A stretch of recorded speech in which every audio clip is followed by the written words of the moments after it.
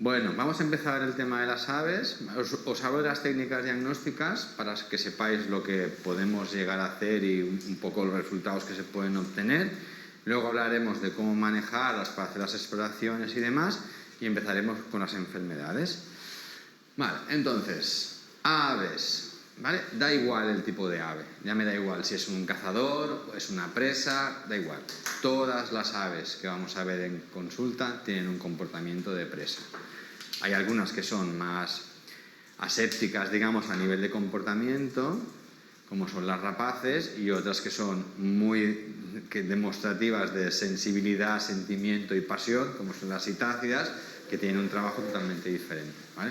Lo mismo que si trabajas con palomas, gallinas, el acceso es mucho más fácil.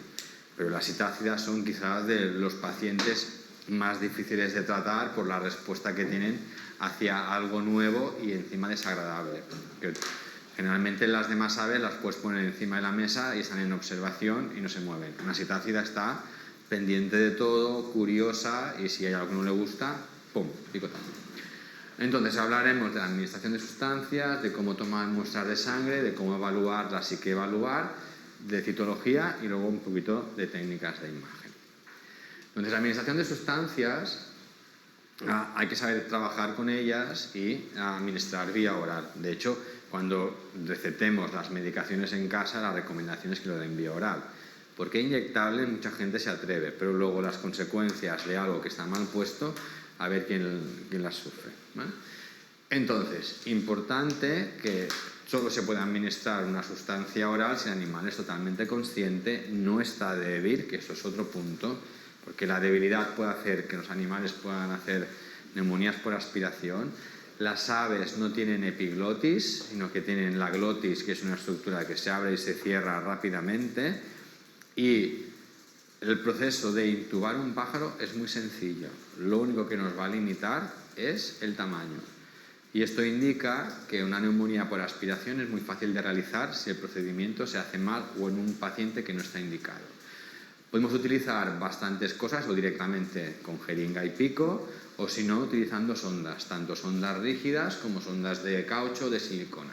Entonces, la anatomía nos dice que el buche baja y se distribuye hacia la izquierda. Ya nos vuelve a fallar. Aquí está. Madre, esto es más complicado. Ay, no vas a llegar. Vale. Vamos a ver. Aquí. Vale, ¿lo veis? Entramos.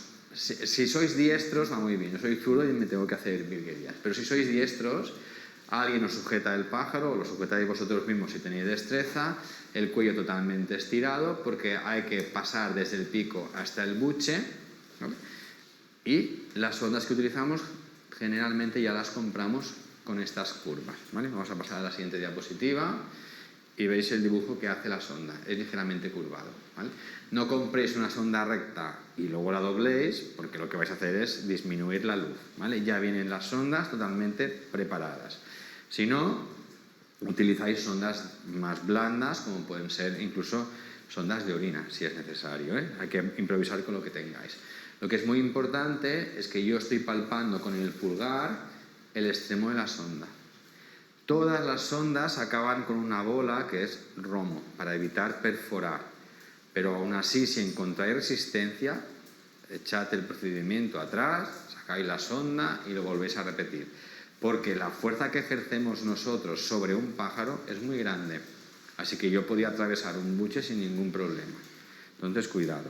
Os he puesto también la cantidad de fluidos a administrar durante cada toma, más que nada para que no os paséis. El buche es una bolsa. Entonces, al principio está retraído, pero mientras lo llenamos se va descendiendo levemente.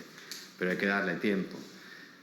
Y los volúmenes están calculados para animales adultos. Si habláis con gente que se le dedica a la cría o que compra animales muy jóvenes, esto se multiplica por 3 casi.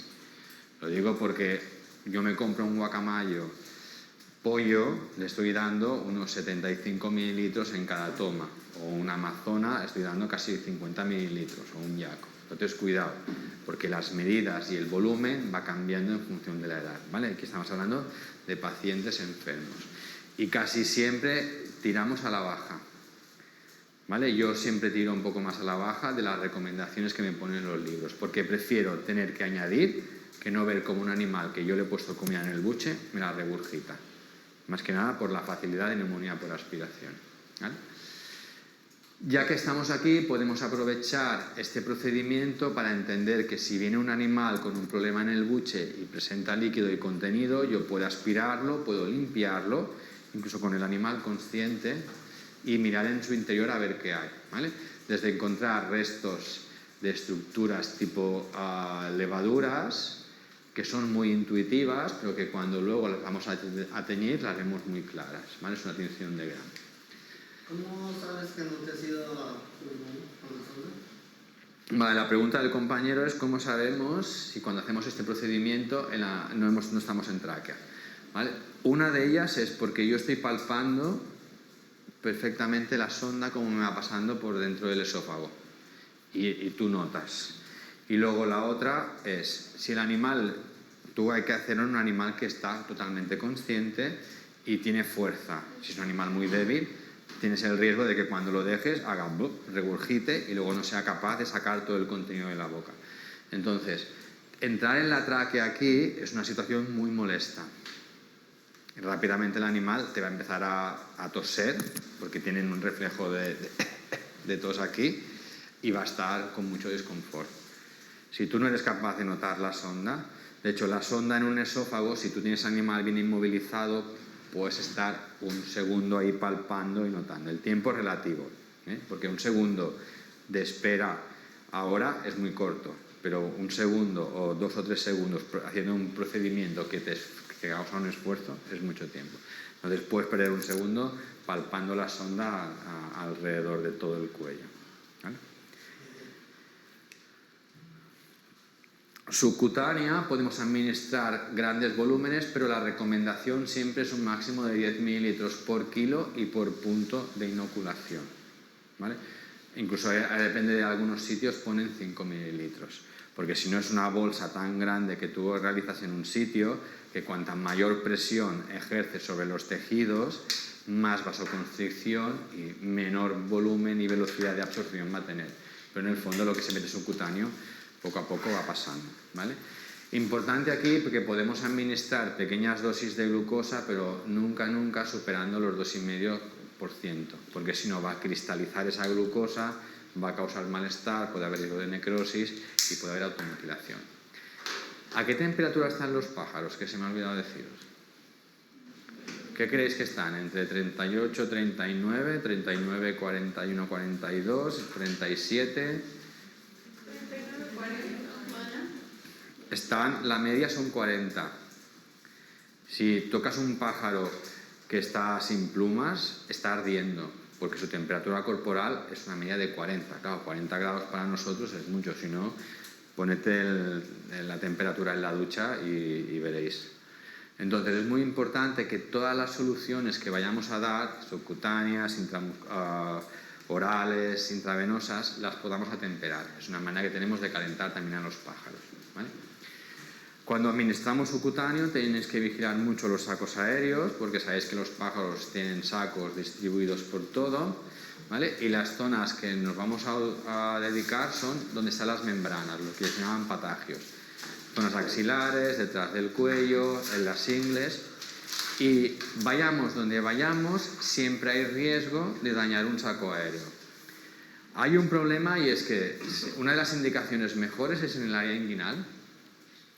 Ponéis un poquito de alcohol, si es necesario quitáis 2 o 3 plumitas, mínima cantidad de alcohol porque el alcohol enfría, vais con la aguja, con el bisel hacia arriba, claváis un poco, llenáis una pequeña burbuja, cuando veis que estáis debajo de la piel, entráis un poco más la aguja y acabáis de poner el fluido, ¿vale? Pero hay que recordar que justo aquí abajo tenemos sacos aéreos, los veréis en radiografías, y si yo entro demasiado o el animal se mueve y perfuro el saco aéreo, estoy administrando los fluidos en el aparato respiratorio. Lo que veo en segundos es como ese animal por boca y por nariz saca suero.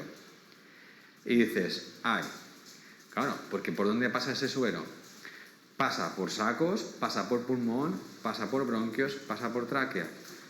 Así que si lleva antiinflamatorios, antibióticos, y son irritantes, se nos va directo al pulmón. Si es solo suero y es una pequeña cantidad, pues es como haber hecho un lavado. Pero si es poca cantidad, no tiene por qué pasar nada. Pero si habéis metido todo el volumen, lo estáis ahogando. Así que ese animal tiene los segundos contados. Al poco tiempo muere. Así que id con mucho cuidado. Es una técnica relativamente fácil, pero tiene sus indicaciones. Cuando administramos en el cuello dorsal es lo mismo, ¿vale? Hay un saco aéreo que es el cérvico-cefálico, que además se ve, se ve muy fácil, porque a la que vosotros peináis la zona de atrás, ponéis un poquito de alcohol para desinfectar la zona, vais a ver una bolsa de aire. Se sortea y no pasa nada. La suerte que si entráis aquí es que es un saco que comunica directamente con la zona del seno, cavidad nasal y exterior, ¿vale? Y hay menos riesgo de neumonía. Pero tenemos que pensar que la coana, que es la comunicación que hay con el paladar, boca y cavidad nasal, es totalmente abierta. Así que este suero también puede entrar en cavidad oral y luego ir a la tráquea. Siempre hay un riesgo. Pero bueno, es como todo, ¿no? Hacéis toracocentesis en perro y tenéis el corazón y el pulmón. Hay que saberlo hacer, ¿vale? Todas las técnicas tienen riesgo. La cirugía es así. Todos los procedimientos invasivos tienen un riesgo. Pero hay que conocer la técnica, el procedimiento y luego las complicaciones que puede haber. Y ya está, ¿no? Todos sabemos conducir y sabemos lo que no hay que hacer, ¿no? No hay que conducir por la izquierda en España y según qué sitios, hay que respetar los semáforos, todo, ¿no? Si no, haríamos lo que nos da la gana. Pues esto igual. La vía intramuscular, sobre todo la zona es la musculatura pectoral, acordaos de cómo son los pájaros, ¿no? La mayoría de ellos son voladores, por no decir todos, porque hay algunos que no, pero la base muscular más importante es el pecho, así que es donde vamos a ir. Os pongo la radiografía para que veáis que justo debajo de este hueso, que es la modificación del esternón, tenemos el corazón. Entonces, inicialmente no tiene por qué pasar nada, pero siempre repito lo mismo. La fuerza que puedo aplicar yo es mucho mayor que la resistencia que me ofrece un hueso de un pájaro. Así que si hago esta técnica mal, puedo acabar pinchando o bien el corazón, o bien el hígado, o bien el interior de la cavidad celónica. Os lo explico así, pero de verdad que es muy fácil, que no hay problema, que son técnicas muy fáciles de realizar. Entonces, estos pájaros, por ejemplo, tiene una alteración del plumaje y se ve muy bien la muscular. Aquí tenemos la quilla, que es la parte modificada del esternón, y veis la cantidad de músculo. Desinfectáis y aspiráis un poquito para evitar dañar un vaso y lo administráis. Otra vía de trabajo, los catéteres intraóseos, que os recomiendo que si tenéis un cadáver, o si no, os compráis un pollo o un picantón. ¿Sabéis lo que es un picantón, no? Una codorniz pequeña o un picantón es un palomito, una paloma pequeña, y practicáis poniendo catéteres intraóseos para tener esta técnica bien marcada, porque es muy fácil. No tengo acceso a un vaso o no sé sacar sangre de un vaso, pero este animal necesita fluidos, una aguja dentro de un hueso. Importante aquí, no en los huesos neumáticos. Entonces, ¿dónde vamos a ir? O al cúbito o al tibiotarso, ¿vale? Hablamos del cúbito porque es el hueso ancho del brazo del pájaro, del antebrazo del pájaro, ¿vale? No es el radio. Y hablo de tibiotarso porque los pájaros no tienen huesos tarsales. Los huesos tarsales están fusionados proximalmente con la tibia, distalmente con el metatarso. Así que hablamos de tibiotarso y tarso-metatarso, ¿vale? Son los huesos a elección. Y os comentaba ayer en mamíferos de cómo hacer el procedimiento, de que hay que evitar este gesto. La entrada es como un taladro, en un mismo eje, da igual si entramos en oblicuo o si entramos totalmente perpendiculares a la línea ósea. Pero el trabajo es totalmente recto.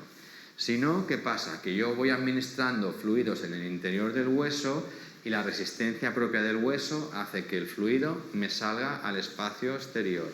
¿Qué hay aquí? Articulación, cartílagos, ligamentos, músculos, vasos. Y si el material que estoy administrando es irritante y luego puede causar necrosis, ya lo hemos fastidiado. Bueno. Ejemplo de un cúbito, fijaos la diferencia, esto es el cúbito y este es el radio.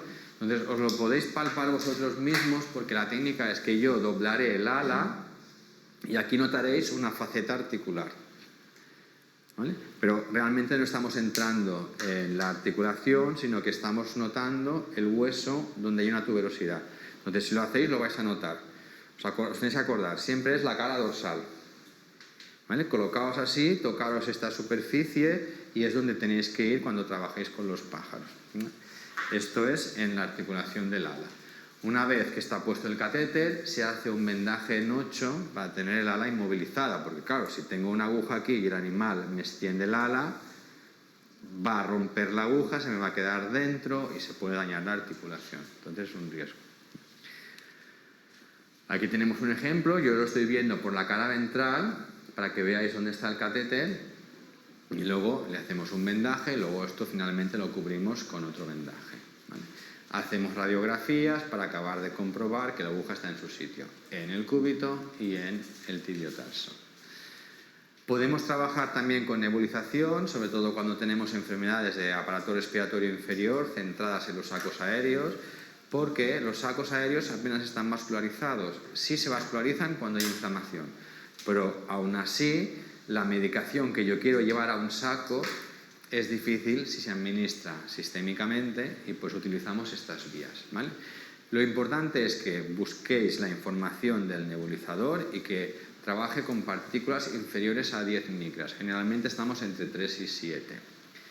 Lo colocamos dentro de una caja, que la podéis improvisar con una caja de plástico, y si no, venden ya cajas de inducción como son las de anestesia, que se pueden tener acceso a un tubo, y comunicáis con el nebulizador. Sabéis que generalmente se trabaja con 10 mililitros, no sé si los habéis utilizado alguna vez, los habéis visto utilizar, porque en perros también se usan. Colocáis la concentración de fármaco que necesitáis y se puede poner muchísimo tipo de droga, ¿vale? Aquí os pongo una referencia, pero también lo tenéis en el proceeding, ¿vale? Venga, pruebas diagnósticas: hematología, coprología, citología y luego técnicas de imagen. Es importante que tengáis claro que el trabajo con las aves es: me preparo muy bien qué es lo que quiero conseguir, escojo el material y cuando lo tengo hecho es cuando me voy al paciente, lo cojo, estoy 5 minutos con él, no mucho más, y luego lo vuelvo a dejar. Son pacientes difíciles que se estresan, la manipulación supone siempre un riesgo y cuanto antes solucionemos el tema de las muestras, mejor, ¿vale? Hay que intentar minimizar siempre el manejo de los pájaros. Hay casos en los que te puedes tirar tiempo, pero hay otros que lo cojo ahora porque el riesgo de muerte es inminente. Importante que os acordéis del volumen máximo de extracción. Como hablábamos en mamíferos, sabemos que el volumen total de un pájaro supone el 10% de un peso vivo, que en mamíferos dijimos que era el 7, muy bien. Entonces, como yo lo puedo sacar como máximo el 10% del volumen total, haciendo la relación, nos sale el 1%. Entonces, acordaos de esta norma. En un mamífero 0,7, en un pájaro un 1%. Así que un animal que pesa 100 gramos, puedo sacarle 1 mililitro. ¿1 mililitro es mucha sangre? Sí. No, digo para hacer análisis. Sí, es fantástico, porque con 1 mililitro, al menos en esta casa, yo tengo para hacerme un hemograma y un panel completo, ya no un panel general de 6 detalles, sino un panel completísimo de bioquímica, incluyendo el proteinograma. Así que no hay excusa, ¿vale? Lugares: yugular, mediana cubital, mediana metatarsiana y por último la vena de la uña para los que no seáis osados. La yugular transcurre, como sabéis, de izquierda a derecha. ¿Cuál es más grande, la izquierda o la derecha? Claro, a mí me da igual porque como trabajo en perro y gato, pero aquí es importante, el tamaño sí que importa. Es más grande la yugular derecha, entonces si hay que escoger nos vamos primero a la derecha. Tenemos la suerte de que la mayoría de las aves están diseñadas para sacar sangre de la yugular. ¿Qué significa eso? Pues que la naturaleza y la evolución ha hecho, como hay que sacar sangre, voy a quitarle las plumas de estos lados. Y es curioso, porque muchas aves en esta zona no tienen plumas. Todo está muy bien colocado, pero cuando tú peinas la zona y vas retirando, tienen un hueco enorme sin plumas. ¿Alguien sabe cómo se llaman las zonas sin pluma? ¿Alguien es friki de los pájaros aquí? Nadie.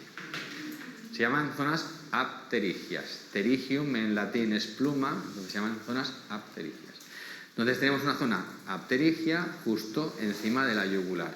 Fijaos, bueno, este es un animal que está completamente anestesiado, le he arrancado las plumas para verlo un poquito mejor, además tenemos que hacer un procedimiento un poco más invasivo y con la hipotensión, fijaos la diferencia de calibre. Este animal es un canario totalmente despierto, mirad el tamaño, el calibre que tiene esta yugular, no me digáis que no apetece pinchar.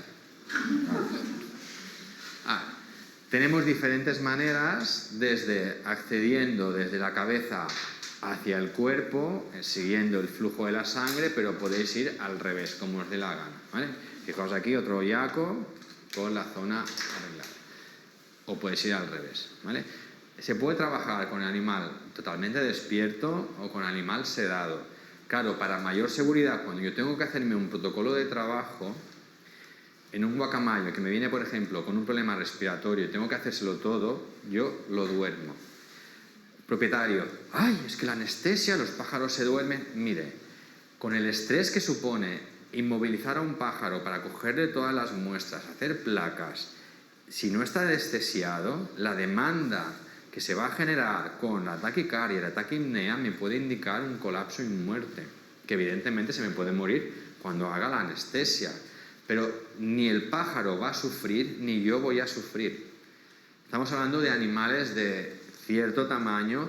El tamaño del pico, os puedo asegurar que una cotorra de 100 gramos duele muchísimo si te coge el dedo. Evidentemente, eso te causa más dolor. Y esto te puede cortar el dedo. Pero una cotorra te puede hacer mucho daño. Y podéis estar así, como dije con lo del hámster. ¿Qué tiene ahora? Mire, no lo sé. Vino por neumonía y ahora tiene muerte por trauma craneal. Ya está. Entonces, la seguridad del paciente y del veterinario es crucial. Entonces, a los guacamayos, a partir de según qué pesos, ya les digo, mira, se anestesia todo. Y hay que cumplir un poco estos objetivos, porque si no, una toma de muestra mala es tiempo perdido, material perdido, pero sobre todo es tiempo perdido para el paciente, ¿vale? La arteria y la vena del ala transcurren desde saliendo de la yugular, pasa axilar y a partir de aquí va cambiando de nombre y estamos ahora, tiene varios nombres, desde cubital superficial, mediana cubital. Lo que es importante es que se hace muy visible cuando pasa por la articulación del codo, ¿vale? Aquí se ve peor, aquí quizás se ve un poquito mejor, ¿vale? El problema de este vaso es que cuánto tejido hay que lo recubre o que, digamos, lo defiende. Nada, está la piel y el vaso. Y eso hace que para la gente novata diga, ¡guau! Este vaso es fantástico, voy a ir directo. Claro, tú vas directo. Pero el problema que hay en la anatomía es que aquí hay una curvatura muy marcada, porque el vaso transcurre sobre parte del hueso, pero cuando llega aquí hace ¡bup! Y sube. Y es donde vais a pinchar. ¿Y qué os va a pasar? Que como no hay nada de tejido, rápidamente, tal como entráis, la perforáis. Se produce un hematoma que a veces, si el animal está hipertenso o tiene problemas de coagulación, esto no para y empieza bulto. Hay animales que se mueren, ¿eh? Un periquito se puede llegar a morir si esta hemorragia no se controla. Evidentemente se muere porque detrás tiene un proceso. Pero claro, tú le sacas sangre porque está enfermo y quieres averiguar lo que tiene. Entonces todo tiene un poco su relación, ¿vale? Fijaos otra vez aquí lo bien que se ve el vaso. Claro, esto no lleva alcohol, pero si encima le pongo una gota de alcohol, la transparencia de la piel es, vamos, increíble. Pero yo solo lo recomiendo cuando no queda otra opción y para colocar catéteres. Luego el catéter se fija ya sea con pegamento quirúrgico o con sutura. Y la pregunta, ¿pero no se lo tocan? Sí, muchos animales se lo tocan. Por eso llevan vendaje, incluso llevan campana. O muchas veces están tan abatidos que no tienen fuerza para ir allí. El otro vaso recomendado es la medial metatarsiana, que transcurre por la articulación tarsal, que se hace muy visible cuando llega a esta altura, ¿vale? Esto es un pato y le hemos puesto un catéter. Es un vaso que me encanta para trabajar, sobre todo con fluidos y cuando hay que entrar en cirugía, porque lo tengo muy bien inmovilizado, es muy fácil, es como inmovilizar una cefálica o una safena en un perro. Y lo importante que tengáis claro aquí es que estamos igual, la piel y el vaso. Pero como esta piel es tan rígida, este vaso no se desplaza nada. Y hay que ir directo al vaso, no hay que tantear. O sea, yo tengo que colocarme muy bien la situación y el recorrido del vaso y entrar a matar, directamente al vaso. ¿Vale? No hay que ir a buscar como en un perro o en un gato de cierto tamaño. Esto es muy fácil. Por último, para los no osados o los que os interese solo un pequeño capilar y un frotis, podemos cortar la uña, que es un procedimiento. Esto es ley de Murphy.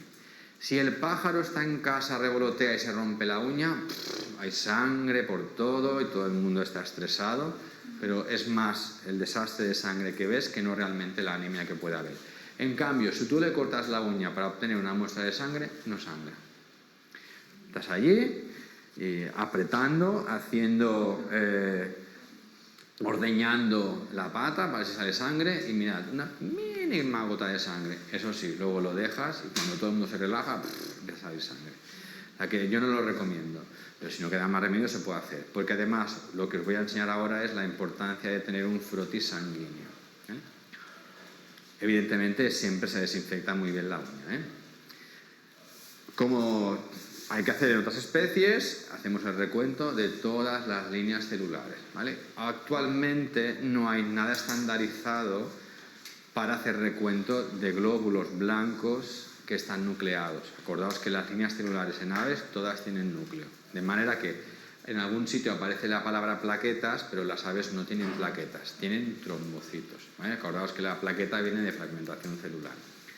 Entonces, lo mínimo que hacemos es un hematocrito, un frotis sanguíneo y nuestro bote con heparina para hacer las diferentes bioquímicas, ¿vale? Generalmente utilizamos siempre los botes de 0,5. Suficiente, ¿vale? El protocolo en bioquímicas trabaja con muy poco plasma ya. No sé si conocéis la máquina BET-SCAN, que está muy adaptada para medicina de exóticos, trabaja con rotores y trabaja con mínima cantidad de sangre. Luego hay que estandarizar siempre vuestros valores. Las proteínas se pueden mirar con el refractómetro, pero quiero explicaros que en aves y reptiles esto solo es un dato informativo anecdótico, ¿vale? No es, lo ponen luego en muchos artículos, pero me da un poco de rabia porque compañeros diplomados de exóticos que te pongan los valores de proteínas en refractómetro es un error, porque solo es orientativo. Hay que hacer frotis y a partir de ahí tener la morfología celular. Como yo comprendo que esto requiere experiencia, yo os recomiendo que la sangre la enviéis a laboratorios que ya están especializados en hacer los recuentos y la diferenciación. Para mí tiene más importancia ver las células que tener el contagio, porque hay muchas variables que van a afectar al recuento. Desde el manejo que causa estrés, acordaos que un estrés causa leucocitosis con heterofilia, con linfopenia, ¿vale? Y luego va a depender si es crónico o no de si causa eosinofilia o no, ¿vale? Pero sobre todo es leucocitosis con neutrofilia, que en el caso de las aves es heterofilia, ¿vale? El heterófilo, que es la variante del neutrófilo en mamíferos, se diferencia porque los gránulos son de color rojo, son alargados los gránulos y encima carecen de enzimas proteolíticos. Es igual que el conejo, o digamos que el conejo lo tiene igual que las aves, o muy parecido. Las bioquímicas, ¿vale? Este sería un patrón muy completo, pero si hay que ajustar, imprescindible la glucosa. Las aves son hiperglucémicas. Mínimo tienen que estar a 300. 300 para un perro es diabetes. 300 para un pájaro es normal. 500 es hiperglucemia por estrés y para que sea diabético tenemos que estar en 700, 800, incluso 1000. La transaminasa por excelencia es la ST. En algunas especies, como son las palomas, se puede pedir la GLDH y añadiendo a bioquímicas generales podéis pedir colesterol y ácidos biliares para acabar de redondear el hígado. Sobre todo en casos de hipotiroidismo es importante tener el colesterol y triglicéridos, los triglicéridos nos suben sobre todo en épocas reproductivas. Os pongo la amilasa, pero la amilasa ya sabéis que incluso en perros y gatos no tiene ninguna calidad, estáis con PLI y TLI. Y en algunos casos en los que pueda haber asociación de enfermedad pancreática puede salir elevada, pero no es muy específica. La creatinina quinasa, como sabéis, es una enzima muscular y siempre se mide la creatinina quinasa junto con la ST. ¿Por qué, Jesús? Porque si la ST me sube, el diferencial aquí es que sea un proceso inflamatorio en general, incluso muscular, o que sea algo absolutamente hepático. Entonces, si la ST va acompañada de elevación de la creatinina quinasa, probablemente esta ST sea de origen muscular. Si va sola, probablemente es de origen hepático, ¿vale? Pero a veces tenemos enfermedades hepáticas que causan deterioro del animal que también nos dan incremento de creatinina quinasa, ¿vale? Pero si no encontráis ningún hallazgo claro del hígado y la ST sube igual que la creatinina quinasa, esta ST no le hagáis importancia a nivel hepático, ¿no? Además, si el problema está en hígado, podemos ver ácidos biliares elevados, hipoalbuminemia, los niveles de ácido úrico pueden estar bajos, ¿vale? El principal producto de degradación de las proteínas es ácido úrico, no la urea. Aún así, en mi protocolo tengo urea porque en algunos casos donde hay leve deshidratación o deshidratación inicial, la urea está elevada. Las aves no tienen el enzima que convierte el ácido úrico en urea, por eso los niveles de urea son muy bajos, pero siempre hay como un valor residual.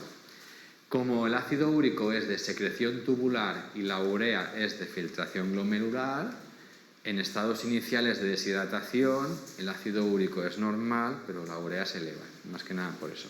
Yo como me canso de tener un protocolo aquí, un protocolo allá, los tengo todos estandarizados, total, un parámetro más o menos no me va a cambiar mucho, lo tengo todo junto, ¿vale?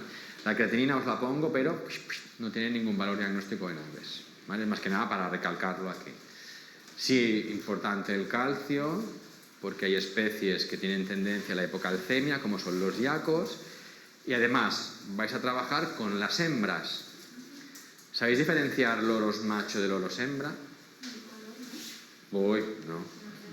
En algunos sí, pero en la mayoría no. Entonces, hola, te traigo a Curro, tiene 20 años y me quiere con locura. A mi marido lo odia.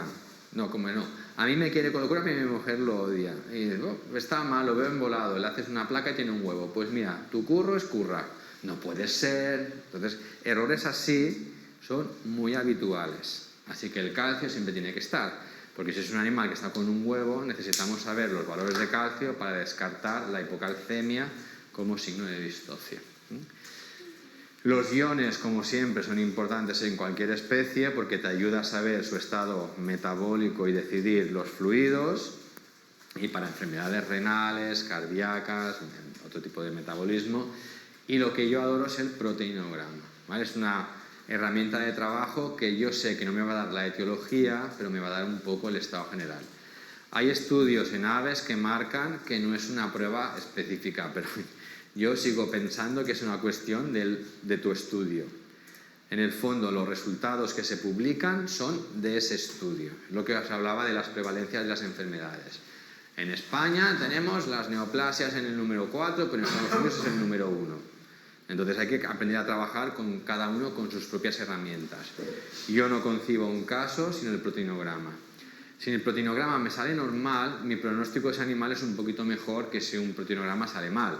Y si el proteinograma sale mal, solo hay que estudiar el origen de cada proteína y tenéis un poco ya más encaminado las cosas. Además, hay enfermedades que directamente el diagnóstico a escoger te lo va a dar el proteinograma. Así que yo lo adoro. Cosas que hay que hacer siempre: la coprología, directo, mirar las heces en la jaula, cómo están distribuidas, ahora veremos más cosas, y el urianálisis, que tiene sus indicaciones. El problema es que las aves, como bien sabéis, tienen cloaca. Eso significa que aquí tenemos el digestivo que me desemboca en el proctodeo, aquí tenemos el reproductor y un uréter que me desemboca en el urodeo, y todo va al coprodeo. Entonces, estas cavidades al final se mezclan, con lo cual tener un urianálisis puro y duro es prácticamente imposible. Hay una estructura que es el número 7, esto es la columna vertebral, que se denomina bolsa de Fabricio. No sé si os suena de anatomía. ¿Vale? Es el órgano linfoide por excelencia de las aves, aparte del timus. Entonces, cuando se haga una necropsia, si la hacéis vosotros, la cloaca hay que respetarla entera, porque es una zona donde hay una serie de virus, bacterias y demás que van a tener enfocado su punto, ¿vale? Así que hay que llevarlo. Hay que mirar las heces, y os pongo diferentes tipos. Acordaos que las heces normales de un pájaro tienen parte digestiva, parte renal, que corresponde con el ácido úrico, y la orina. A mí me gusta que me traigan el fondo de la jaula, si no me traen la jaula en sí, porque yo analizo el tipo, la forma, el color, cómo están las dos partes, digestiva y renal, y luego también lo que llega a comer el animal. ¿Qué come? Come muy variado, porque hay una mezcla de semillas tremenda. Y cuando tú miras el fondo de la jaula, ese animal solo come pipas. Todo lo demás está enterito en el suelo. Ahora bien, sí, la dieta que yo le doy es muy buena. Bueno, claro, lo que tú le das, pero lo que come el pájaro no. Esto es lo mismo. Tengo mi niño que le pongo las judías con los guisantes, las zanahorias, las patatas y la hamburguesa con el pan. La dieta es variada, pero si solo come patatas y hamburguesa, ¿hemos hecho algo? No. ¿Vale? Entonces, desgraciadamente los propietarios, de manera consciente o inconsciente, mienten mucho. Entonces hay que tomar muy bien la información, ¿vale? Vais a encontrar diarrea, que es cuando todo está mezclado, y quiero que lo diferenciéis de la poliuria. La gente ve esto y dice, mi pájaro tiene diarrea. No, su pájaro tiene poliuria. El diferencial me cambia absolutamente, ¿vale? Hay que dejarlo todo muy claro. Podemos encontrar cambios de color tanto de las heces, aquí están rojas, aquí están verdosas, aunque se ve muy oscuro, pero luego los uratos son de color amarillento. Entonces esto se denomina biliverdinuria, que vendría a ser la hemoglobinuria en los animales y la ictericia. Entonces hay que tenerlo presente. Los pájaros no eliminan bilirrubina, eliminan biliverdina, y ahí el color de las heces. Podemos encontrar semillas sin digerir, indicando que el proceso de digestión no es correcto, así que tenemos un problema de vías digestivas altas. Y luego podemos encontrar orinas teñidas de rojo, que aquí os pongo hematuria, porque el fallo aquí es que el urato es de color blanco. Si hay una hemorragia renal, por lo que sea, y la orina se tiñe de rojo, el urato tiene que teñirse de rojo. Si no, podemos considerar que existen pigmentos en la dieta que me cambian el color de las heces y que al pasar tiempo fuera ya se difunde el pigmento y me tiñe la orina, ¿vale? Acordaos que los pájaros no tienen vejiga urinaria. ¿Os imagináis un pájaro con vejiga urinaria? Ahí como una serpiente con vejiga y toda una bola. No. Entonces es importante recordarlo, ¿vale? El urianálisis generalmente se coge cuando el pájaro está estresado, contrae la musculatura de la cavidad celómica y se vacía el riñón. Y suele ser una orina que prácticamente no está contaminada con heces, entonces se puede aprovechar. Hay un urianálisis publicado de lo que puede aparecer, pero es que casi siempre hay trazas de algo y en el fondo lo que te interesa es ver los cambios de densidad, pero tanto aves como reptiles, como eliminan sales de ácido úrico, su orina no tiene que ser concentrada, porque ya lo concentra en otra área. Así que las densidades son muy, muy bajas. Acordaos de los pHs. Un ave carnívora tendrá un pH muy ácido, una ave herbívora granívora tendrá un pH muy básico. Y aún así luego hay que interpretar de una manera muy contextual los cambios de pH. Las proteínas, para que sean valorables, tienen que ser muy elevadas, lo mismo que la glucosa. Y cuidado con la presencia de sangre en heces, porque un animal carnívoro va a tener sangre en heces. La respuesta es que sí. Sobre todo si animales que comen pescado o comen carne, siempre hay restos de sangre en heces, porque son restos de lo que van digiriendo. ¿Qué más podemos hacer? Coger muestras de cualquier lado y hacer citologías o hacer improntas de cualquier punto, ya sea un nódulo o ya sea una mucosa. Así que os lo pongo todo. Y hacemos tinciones de Bisquick y Gram. Importante valorar la cloaca, yo meto un hisopo, luego hago un poquito de presión y prolapso esta mucosa. Es un guacamayo y lo estoy valorando si hay presencia de papiloma, que es algo muy habitual. También en la coana, que es la comunicación que hay con la cavidad nasal, tomo muestras mediante un hisopo o pincho cualquier nódulo. Y entonces aquí me hago tinciones de Disquick y de Gram. Las de Disquick me definen células, las de Gram me definen bacterias. Y por excelencia, la bacteria coco gram positivo es el estafilococo. La bacteria bacilo gram positivo es un lactobacillus. Y los gram negativos, por excelencia, el grupo son las enterobacterias, que son bacilos. Estos detalles que durante la carrera es qué pesada esta asignatura, maldito examen y eso, vale la pena que lo recordéis, porque luego, cuando tú tienes una orientación bacteriológica, tenéis un criterio de tratamiento antibiótico. Los antibióticos nos sirven todos para todas las bacterias, cada uno tiene un tropismo de trabajo. Importante que os acordéis que las bacterias habituales de un digestivo de herbívoro son positivas. Las bacterias habituales de un digestivo de carnívoro son negativas. ¿Qué más podemos valorar? El aparato respiratorio, una técnica súper sencilla es realizar un lavado nasal. Y el lavado nasal me interesa porque el respiratorio de los pájaros funciona con cavidades. La cavidad más importante relacionada con la entrada a la cavidad nasal es el seno infraorbitario, que tiene muchísimos divertículos, empezando por el pico superior, que en citácidas es mandíbula superior, porque tiene articulación, acabando por un seno que queda totalmente posterior al cráneo y que comunica con un saco aéreo, que en este caso es el cervicocefálico que os he explicado antes. Entonces, fijaos que en el fondo un pájaro es un instrumento de aire. Tiene que perder peso, tiene que calentarse, y qué mejor manera que a través del aire. Así que todo está lleno de cavidades de aire.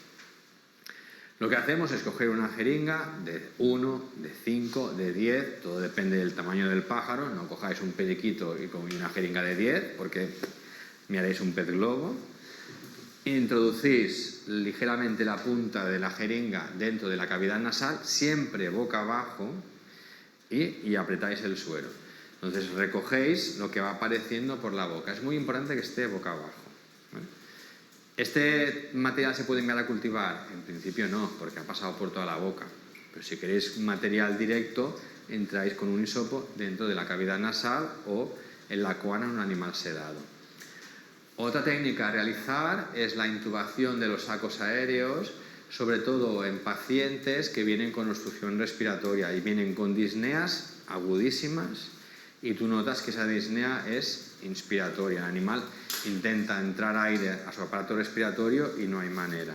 Entonces hay que anestesiarlos y entrar con una cánula justo en esta zona. Estamos por delante de la articulación coxofemoral, entre la última costilla o la última y la penúltima, y es como un poco cuando hacéis una toracotomía. Se hace una pequeña incisión con tijera, no con bisturí, y con un mosquito curvo perforáis la muscular. ¿Por qué curvo? Porque la fuerza que hacéis es horizontal. Si entráis con un mosquito recto, tenéis que hacer la fuerza así. Y entonces así, debajo hay hígado, estómago, proventrículo, intestinos, páncreas, bazo, podéis añadir cualquier estructura. Luego, lo fijáis, yendo para atrás, lo suturáis y listo.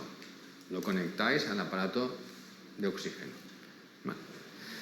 Venga, radiografías, ¿vale? Súper importante. Como siempre digo, yo no concibo un estudio sin radiografía. Importante aquí, ahora ya estamos con temas digitales, no hay que estar revelando con líquidos, pero en el caso de que tuvierais que estar revelando con líquidos, os recomiendo utilizar siempre los chasis de mamografía. Tienen mayor definición. Simplemente, para explicaros 4 detalles de la técnica, trabajamos con aves que son taquicárdicas, taquipneicas, así que el producto de miliamperio por segundo tiene que ser muy, muy elevado para disminuir el tiempo de exposición radiológico. Porque si ya tenemos interferencias en algunas especies, bueno, en algunas razas de perro y gato, imaginaos con pájaros, que el corazón late incluso a 300 pulsaciones y cuando lo estás estresando todavía se duplica o triplica, imaginaos la interferencia que puede realizar, ¿vale? Y hacemos todas las proyecciones, lateral, yo os he dicho que izquierda o derecha, pero ya depende un poco de vosotros, ¿vale? Actualmente, ¿cómo estamos? En radiología digital, que es fantástico, ¿vale? Yo os recomiendo más la indirecta que la directa. O sea, yo he visto gente con programas directos que tal como dispara te aparecen en el ordenador, pero la calidad visual y de, no sé si llamarlo píxel, pero no es tan buena. Igualmente, en radiología digital hay chasis de mamografía. Hay que invertir un poco más de dinero, pero se agradece luego en la respuesta de la placa. Proyección ventrodorsal. Aunque parezca algo muy traumático, algunos pájaros lo toleran bien. ¿Vale? Los pegamos con esparadrapo y si no, se sedan. Que anestesiar un pájaro es muy sencillo porque lo puedes meter dentro de una caja o dentro, si te viene con la jaula, lo coges una bolsa de basura, la cierras, pones isoflorano, sevoflorano a máximo de concentración, a 5 de isoflorano, a 8 de sebo y los anestesias, ¿vale? Y vas haciendo así las técnicas, ¿vale? Igual la lateral, mira lateral. Antes de definir cada estructura hay que valorar bien si esta placa está bien hecha, está bien colocada, para ver que los límites que os vamos a dar son correctos o no. Entonces, es muy importante que tengamos que la quilla se superpone con la columna vertebral para tener una placa perfectamente ventrodorsal. ¿Qué es lo primero que se dibuja? Una estructura en forma de 8 o de reloj de arena que va a corresponder al paquete visceral. Acordados que las aves no tienen tórax, no tienen abdomen, tienen cavidad celómica, todo está en contacto con todo, pero sí que hay una parte entre comillas torácica y una parte abdominal, pero generalmente nunca lo comentamos así, sino que comentamos el celoma y quizás el área abdominal y ya está. Entonces, esto está marcado por cranealmente el corazón y caudalmente tenemos en el lado izquierdo el borde hepático, en el lado derecho el borde hepático, en el lado izquierdo generalmente es el borde del proventrículo que sigue una curvatura que me determina el ventrículo y luego queda el resto visceral de intestinos con superposición de el páncreas, el bazo, adrenales, gónadas y riñones.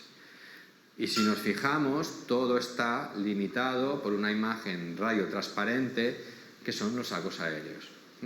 El pulmón queda puesto al lado del corazón, con una imagen con una mayor radiodensidad de tejido blando, pero que muchas veces no acabas de apreciar bien, salvo que sea la radiografía lateral.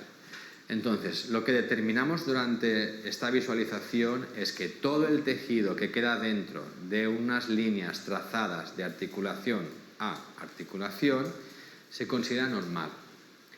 Todo lo que sale fuera de este tejido se consideraría organomegalia. Hay que saber si esto es una masa de origen de un tejido o es una dilatación, distensión de un conducto. Os pongo las diferentes áreas, lo tenéis todo puesto en el proceeding, de manera que podéis ubicar toda la estructura anatómica, igualmente en la lateral.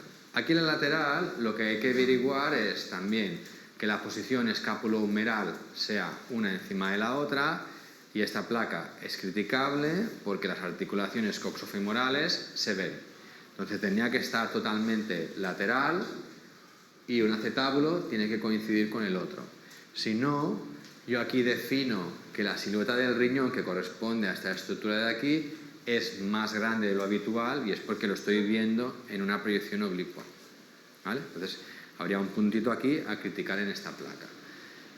Aquí lo importante es que tenemos el corazón justo debajo de la quilla, seguida de la silueta hepática, me baja la línea traqueal, acordaos que las aves no tienen cuerdas vocales arriba, sino que tienen la siringe justo aquí, que es el órgano de fonación. Yo siempre digo y hago la broma, las aves hablan desde el corazón. Me acaba desembocando en el pulmón, que es esta silueta de aquí, que Quizás en la placa no se aprecia bien, pero en condiciones fisiológicas se dice que el patrón pulmonar es como un nido de abeja, ¿vale? Porque son pequeños paneles, de hecho veis pequeños agujeritos que corresponde a la entrada hacia la unidad funcional pulmonar de un pájaro, que es... ¿Os acordáis de la carrera? ¿Habéis estudiado algo de aves en una carrera? ¿Sí? Se llaman parabronquios, ¿vale? No tienen alveolos, tienen parabronquios, ¿vale? Y lo que es importante a buscar siempre es este triángulo libre que corresponde justo a un saco aéreo que en la proyección lateral se ve perfectamente libre, ¿vale? Es una zona donde no hay superposición de tejidos y solo se ve aire. Si esta zona está reducida de tamaño o está ausente, significa que algo lo ocupa. O bien hay una masa, o bien hay una dilatación de un conducto, o bien hay presencia de líquido. Y una vez más, pongo todos los números para que lo podáis localizar, ¿vale? La radiografía digital es una pasada porque podéis modificar los contrastes, podéis jugar mucho y delimitar perfectamente hasta las estructuras vasculares. Yo aquí tengo el tronco brachiocefálico, aquí me sale la entrada de la cava, aquí tenemos las pulmonares, es increíble, ¿vale? Es muy interesante.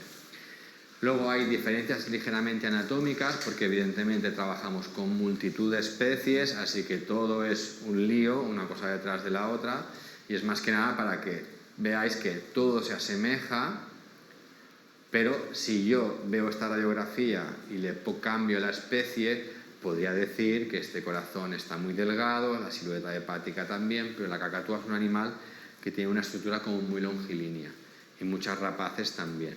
Entonces, cuando hablamos de determinar tamaños de órgano, que hay toda una serie de indicaciones y fórmulas, que eso está en las referencias bibliográficas, hay que ir especie por especie. Igual que cuando miramos tórax de un bulldog a tórax de un pastor alemán, no lo podéis comparar, porque es una anatomía completamente diferente. Entonces, las normas que tenemos aquí son totalmente diferentes, ¿vale? Son dos pájaros sanos, pero que fijaos que si vemos la anatomía, es que cambia mucho. Y la lateral, exactamente igual. Como veis, muchas aves van identificadas con microchip. De hecho, teóricamente, cualquier animal de compañía tiene que ir con un microchip. Hacemos radiografías de contraste, que generalmente son contrastes positivos. Todo el mundo piensa con el sulfato de bario, pero con el riesgo que hay de neumonía por aspiración, recomendamos hacer contrastes yodados, porque si hubiera un riesgo de neumonía por aspiración, el efecto secundario es menor, ¿vale? Acordaos de esto, son sondajes orales. Mejor realizar un ayuno para evitar tener semillas dentro del buche, ¿vale?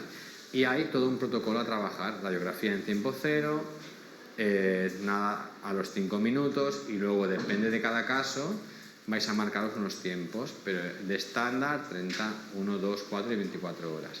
Animales pequeños, como son canarios, periquitos, tú introduces el contraste en el buche y rápidamente ya pasa directamente al ventrículo. En aves más grandes tarda más, ¿eh?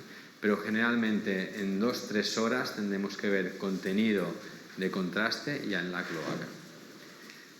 Esto es un poco reiterativo, sé que os lo paso rápido, que son un poco las indicaciones para que tengamos claro. Y aquí vemos el resultado de un animal sano.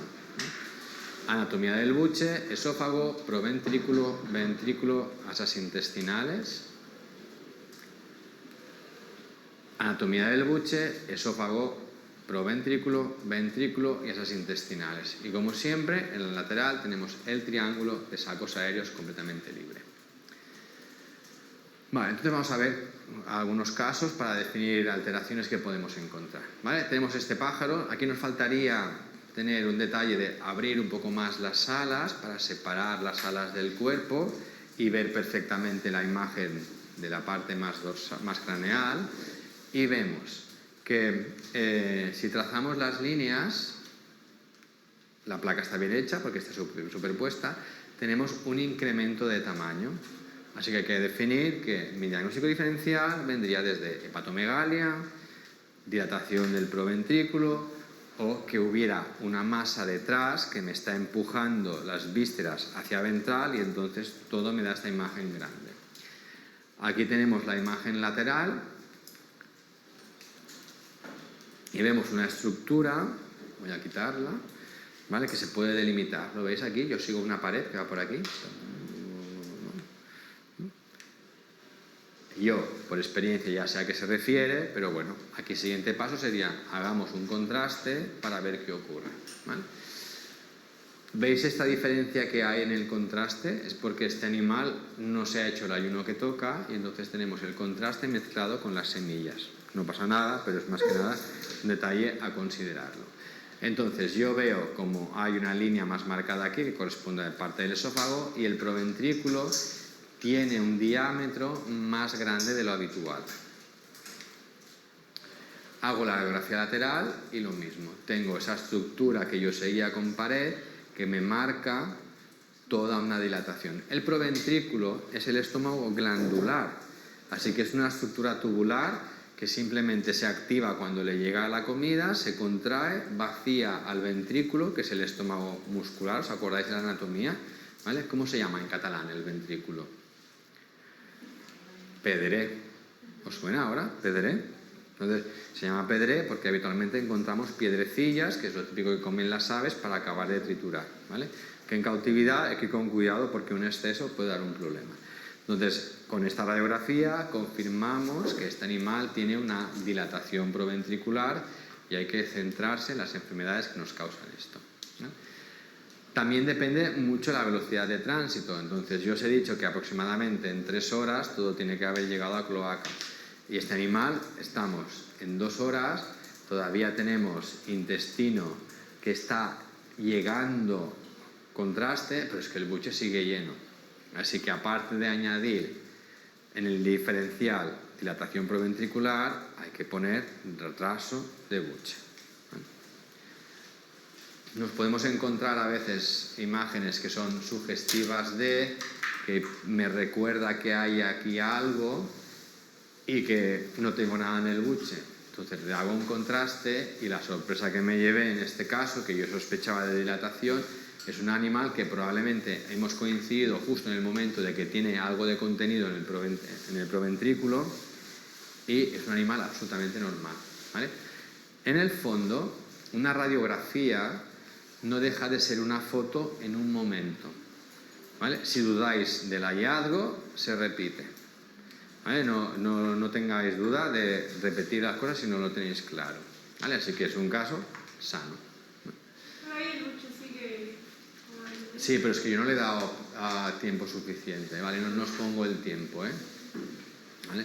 Porque ya os digo que depende del caso, esto pasa muy rápido. Pero si eso a lo mejor lleva 1 hora, todavía es normal encontrar contenido en el buche. Impactación de grit es un hallazgo muy habitual, que lo que solemos ver es estómagos llenos de piedrecillas, y esto ya se considera un fenómeno de pica. O sea, este animal seguramente tiene un desequilibrio nutricional más un problema comportamental y está comiendo piedras. En Estados Unidos hay muchas intoxicaciones dependiendo del tipo de piedra y del origen. Así que hay grit dedicado para aves, no podemos poner lo que nos dé la gana y aún así hay que vigilar el exceso. Yo ahora tengo una cotorra de pecho gris que se lo he retirado todo porque es que en el estómago no cabe nada. Se adelgaza porque lo poco que come ya le sacia, es como haberle hecho una reducción de estómago porque todo el estómago está lleno de piedras, entonces llega un momento en que allí no cabe nada. Infecciones, sobre todo de cloacas, lo vais a ver así. Bueno, siempre os hago las gráficas de los dibujos de las líneas para que lo veáis. Y aquí lo que queda marcado es que hay una gran cavidad de aire que podríamos confundir con un saco aéreo, ¿vale? Pero en el fondo esto es una dilatación de la cloaca. Hay un desplazamiento hacia craneal de las vísceras debido a esta compresión que hay, ¿no? Otra enfermedad muy habitual, que la vemos cuando hablemos de respiratorios, son las orosaculitis y las neumonías, que lo que vemos son incrementos de radiodensidad en el patrón pulmonar y en los sacos aéreos. En este caso, el lado izquierdo está más afectado. Fijaos la diferencia de aireación. Cuando ponemos las radiografías laterales, lo que solemos ver son zonas combinadas de radiodensidad, aunque es muy sutil en el pulmón, pero vemos líneas como un entramado de dibujo de araña que nos recuerdan a una tela que corresponden a los sacos aéreos inflamados y ya tienes el diagnóstico de la saculitis. Igualmente, en estos casos, la recomendación es hacer endoscopia porque es muy sencillo. ¿Cuál es la base de la endoscopia en medicina? Cuando tú pones el endoscopio en una cavidad, ¿qué haces? Llenarlo de aire, ¿no? ¿Hay que llenar a los pájaros de aire? No, ya lo tienen, así que son fantásticos para endoscopiar, ¿vale? Hepatomegalia, casos sospechosos son los que os presento ahora. Imagen que sobresale de las líneas marcadas, ¿vale? Aparte, este animal tiene un problema justo aquí en la cloaca, como os he explicado antes. ¿Veis que bien se ve aquí la diferencia? ¿Vale? Y aquí tenemos un animal con una masa que el principal diagnóstico diferencial es hepatomegalia. ¿Y por qué lo digo? Porque si yo me quito el dibujo, aquí tengo el corazón y aquí tengo el ventrículo. ¿Cómo sé que es el ventrículo? Por las piedras, ¿vale? Entonces, entre el corazón y el ventrículo solo existe el hígado. Y si el ventrículo se me ha desplazado tan hacia caudal, solo existe el hígado en medio. Así que el diagnóstico ya lo tengo hecho, ¿vale? Para acabarlo de confirmar, se puede hacer un contraste, pero aquí no es necesario. Vale, ya os lo digo yo porque claro, falta un poquito de experiencia, porque aquí hablamos de las alteraciones. Entonces, aquí tenemos un canario, desgraciadamente a veces no es fácil colocarlos bien, porque no hay ninguna radiografía que sea protocolaria como tal. Viene de una cirugía previa, sí que tiene 2 hemoclips en el interior, tiene la quilla aquí y la columna aquí. Entonces aquí lo que vamos a ver es que las líneas, aunque están desviadas, ya se aprecia que hay un incremento de efecto masa dentro de la cavidad celómica, hay una distensión de la parte caudal de la cavidad celómica y hay un efecto masa dentro. Pues aquí está el ventrículo, que apenas se aprecia, pero está aquí, y aquí tenemos el corazón. Luego además marcamos la radiodensidad de los huesos, porque como sabemos que el húmero y el fémur es un hueso neumático, tendrían que estar llenos de aire y están con una radiodensidad ósea muy elevada. Entonces, esto se denomina hiperóstosis poliostótica, ¿vale? Y lo que hemos hecho es un contraste para acabarlo de confirmar, ¿vale? Entonces vemos los hemoclips aquí, ¿lo veis? Apenas aquí ya hay en el buche, así que el peristaltismo funciona muy bien, pero tenemos que hay un desplazamiento dorsal y ventral, y caudal del proventrículo y de todo el paquete visceral, así que tenemos un efecto masa por parte del hígado, pero aparte tenemos una hernia, ¿vale? Las hernias en las aves ocurren porque la línea alba, digamos, esta aponeurosis se desgarra y el tejido sale por ahí. No hay un saco herniario como tal, como se describe en mamíferos. La esplenomegalia, quizás en la placa es difícil de ver, porque generalmente se define como una estructura redondeada, grande, que aparece en la radiografía ventrodorsal. ¿Lo veis aquí? Si lo quito, ¿se aprecia? ¿Vale? Y en las radiografías laterales sí que es bastante más visible, porque estamos cambiando la proyección y le estamos dando más radiotransparencia. Es una manía que tengo yo, las laterales me las pongo verticales, pero sabéis que tenían que estar horizontales, pero... Aquí tenemos otro caso que gracias a la radiotransparencia de la dilatación proventricular, porque está llena de aire, que es el caso anterior que os he puesto, vemos una redondita aquí, ¿vale? Y ya tenemos la lesión. Entonces, a partir de aquí podemos ir definiendo diferentes etiologías. A veces hay algunos problemas porque van asociados a especie. Entonces, en las palomas el bazo suele ser más de forma ovoide y nos puede dar una impresión errónea. Esta paloma, fijaos, ¿están ayunas? No, ¿verdad? Está lleno de buche y encima en el buche tiene piedrecillas. ¿Veis las piedras para identificar el ventrículo? Es muy, muy habitual. Los problemas en los riñones muchas veces se traducen en incremento de tamaño. Las aves tienen 3 lóbulos, craneal, medio y caudal. Riñón izquierdo, riñón derecho. Así que es como si tuvieran 6 riñones. Es muy importante que tengamos una proyección lateral muy bien realizada, y es por lo que os he dicho, ¿vale? Si yo miro el grosor de esto o lo doblo, la imagen es un poco alterada.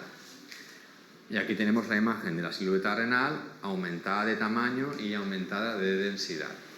A veces nos encontramos este hallazgo que es muy particular, especialmente en los loros grises, que vemos imagen radiodensa puntual, radiodensidad mineral, que es una calcinosis renal. Se supone que es una alteración del metabolismo del calcio, quizás por incremento de la vitamina D durante el desarrollo, pero se desconoce. Podemos ver en estado reproductivo la situación de aumento de tamaño testicular, que recuerda mucho al bazo de las palomas anterior, pero está situado en el lóbulo renal craneal, justo al lado. Y aquí tenemos una imagen en un loro y aquí en una gallina, en los dos testículos. Los testículos en la época de cría están muy grandes porque están muy vascularizados, pero cuando para la época de cría se reduce su tamaño. Evidentemente, si diagnosticamos un huevo, el sexo es hembra, ¿vale? Y lo hablaremos en la clase de distocia. Hay que fijarse en la posición, en la cortical del huevo. 2 huevos, esto es inviable. En algunos casos se puede esperar a que los ponga, pero generalmente es distocia. Podemos encontrar cuerpo extraño, metal, que luego hay que definir la intoxicación por metales pesados. Generalmente puede ser zinc, cobre o plomo. Y finalmente podemos encontrar, realmente diríamos, efusión celómica, y fijaos que el líquido nos llega desde la punta más caudal hasta llegar al corazón, ¿vale? Por la presencia de los sacos aéreos y de una continuidad de todo este tejido. Entonces, a partir de aquí habría que investigar cogiendo una muestra de fluido, clasificando el fluido y ver exactamente qué es, ¿vale? Aquí fijaos en la lateral. Y esta es una de las imágenes en las que decimos, fijaos que no hay triángulo de sacos aéreos porque todo está comprimido por la presencia de líquido, ¿vale? Por eso es tan importante tener este triángulo libre. Un pájaro que viene así, la clínica que tiene es de disnea, porque los sacos aéreos funcionan para almacenar aire. Si estos sacos no están libres, es un problema. Finalmente, alteraciones del músculo esquelético. Esto es lo que se denomina una hiperóstosis poliostótica masiva. Fijaos que están todas las densidades medulares aumentadas de esta radiodensidad, pero en cambio tiene fractura. La densidad medular no me da rigidez al hueso, ¿vale? Es como tener un tubo y meterle polvo de calcio en el interior. Eso no da rigidez, ¿vale? Simplemente es un reservorio de calcio dentro del organismo. Fracturas con presencia de perdigones, importante en animales que han sido cazados o han estado por ahí, ¿vale? Y aquí acabamos la charla de cómo tomar las pruebas de muestra, diagnóstico y demás, ¿vale? Y recordar esto, como son aves de presentación habitual en clínica y son de carácter presa, tened siempre el protocolo de trabajo preparado. Entonces, yo tengo un animal en la jaula, hablo con el propietario, que ahora veremos cómo hacemos todo esto, y a partir de aquí me preparo qué jeringa quiero, preparaos al menos 2 por si acaso, qué tubos quiero, los hisopos, si hay que hacer PCR, si hay que tomar muestras de fluidos, de piel, de lo que sea. Porque lo voy a anestesiar y aprovecho para hacer la exploración con animal sedado, tomo las muestras, hago las radiografías, lo despierto y lo devuelvo. Y he trabajado con el pájaro, ¿vale? No podemos estar constantemente midiendo cosas, salvo que sea un paciente que tenga un acceso muy, pero que muy fácil, ¿vale? ¿Alguna pregunta?